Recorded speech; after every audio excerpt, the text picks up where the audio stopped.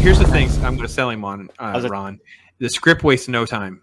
The script is so tight. I don't know what Ron can tell us if it was ad-libbed or modified, because Billy is kind of like that, where he can just randomly go into characters in and out. I've watched him do it. It's crazy.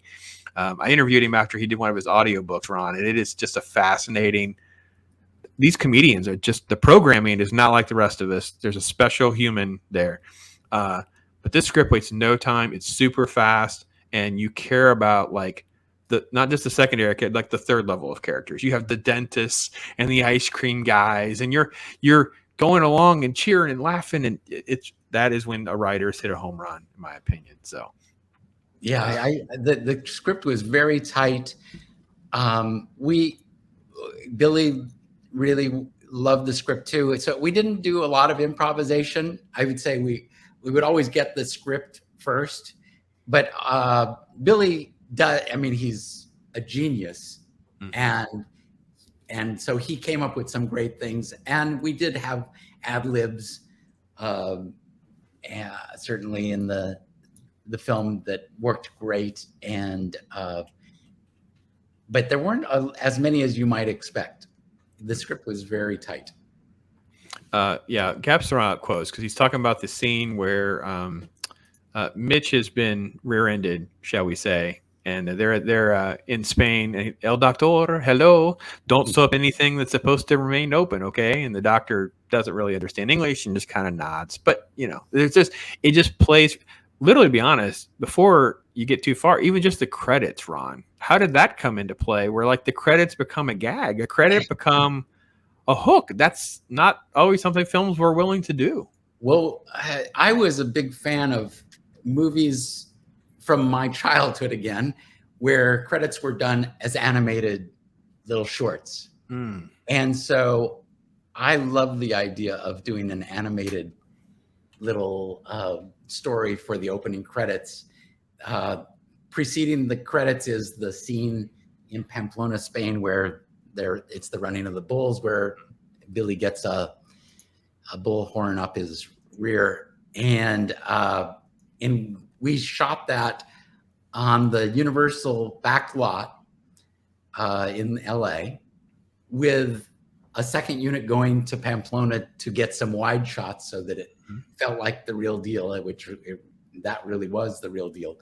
And we had, these bulls running all over the Universal backlot, and they actually got away because we were trying to stampede them to get them going. And then people on the Universal tour were going along in these tour buses, and bulls were running alongside them. We just had almost like a disaster at Universal because of the running of the bulls. Loki, he calls it a disaster. You and I are both like, why are we not there for these opportunities?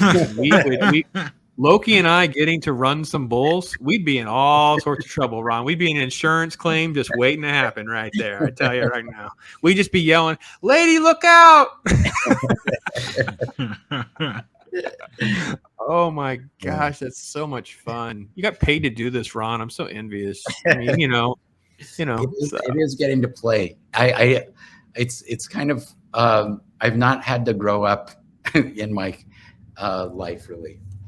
It's awesome. It's awesome. Yeah, Tremor Sagas is just fun to hear Ron's stories. Yeah, it's always fun to hear these stories. And you know what? There's someone else new. Like IRONCASTER hasn't seen it yet. There's going to be people that will come and they're going to watch this video tomorrow, next week, a year. For who knows? This is insane. The world just changed, and now we put stuff on YouTube. Now this is it's just completely different. Someone didn't know about the featurette, didn't know about the 4K, didn't even know about Tremors, and now we're talking City Slicker stuff. And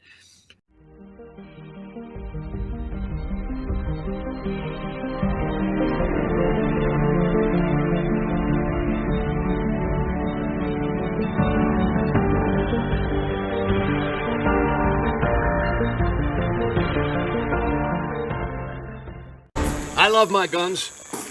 But survival is more than just heavy weaponry. Monster hunting requires imagination. And with a little Yankee know-how, even the most common household items can become useful tools. Case in point, pantyhose. Now, before you go thinking I'm several rounds shy of a full mag, hear me out. Monster hunting can require a great deal of walking. A pair of pantyhose worn under your regular socks can help prevent blisters.